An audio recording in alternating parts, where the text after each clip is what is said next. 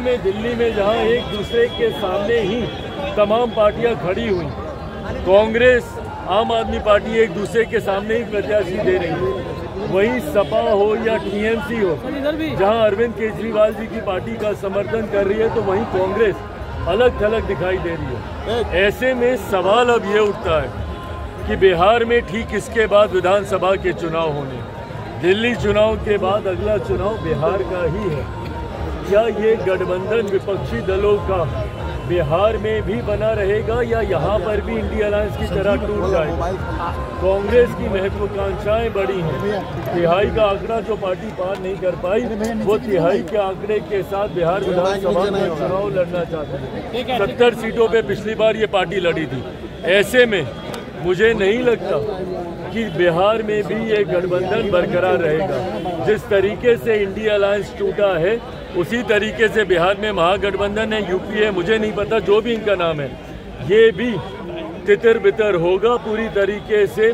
और अलग अलग पार्टियां यहाँ पर टूटकर विपक्षी दल अलग अलग खेमों में बढ़कर 2025 विधानसभा का चुनाव ये लोग लड़ने। आरजेडी सरेंडर बोल चुकी है दिल्ली में, पहले ही आरजेडी ने मना कर दिया चुनाव लड़ने से दिल्ली में। तो दिल्ली में आरजेडी का है क्या कि चुनाव लड़ेंगे? जिस पार्टी का अस्तित्व बिहार में ना बचा हो, दिल्ली में जो बिहार के लोग हैं वो किस वजह से हैं बताए? राजद के लोग जी बस अभ्यर्थियों के लिए दिल्ली में जो बिहारी हैं वो इन्हीं के सताए हुए हैं ना, यहीं से प्रताड़ित होकर गए हैं वो लोग, और उन्हीं लोगों से ये वोट मांगने किस मुंह से जाएंगे? याद कीजिए वो 90 का दशक, दिल्ली में जितने बिहार के लोग बसे हुए हैं वो राजद के जंगल राज से ही प्रताड़ित होकर गए थे। तो किस मुंह से ये लोग जाएंगे वहाँ पे वोट मांगने? और बल्कि गलती से भी अगर ये किसी मंच पर विपक्ष के किसी भी दल के साथ दिख गए, वो कांग्रेस हो या आम आदमी पार्टी, उनका भी सर्वनाश ये लोग कर आएंगे, क्योंकि बिहारी इन्हीं से नाराज होकर गए थे। अभ्यर्थियों पे बस एक लाइन, क्योंकि आप लगातार आवाज उठा रहे बीपीएससी। भाई देखिए, बीपीएससी का जो मुद्दा है, छात्रों का जो मुद्दा है, मैंने इस बात को मैंने कई बार कहा कि मेरे लिए भी ये एक महत्वपूर्ण और चिंता का विषय है। गठबंधन के भीतर हर मंच पर मैंने अभ्यर्थियों की समस्याओं को, उनकी चिंताओं को, उनकी मांगों को मैंने रखने का कार्य किया। गठबंधन में सहयोगी होने के नाते पूरी मर्यादा को निभाते हुए गठबंधन के भीतर मैंने अपनी बातों को रखने का मैंने काम किया।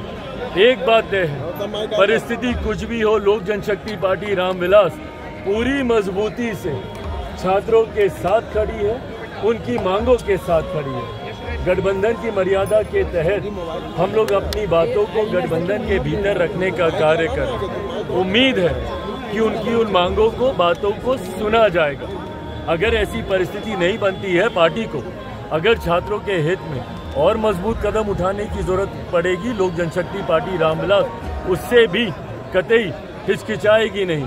पर मैं मानता हूँ कि किसी भी छात्र के साथ किसी तरीके का कोई अन्याय नहीं होगा। इस बात को मुख्यमंत्री नीतीश कुमार जी, बिहार की सरकार जरूर सुनिश्चित करेगी। ठीक है, थैंक यू।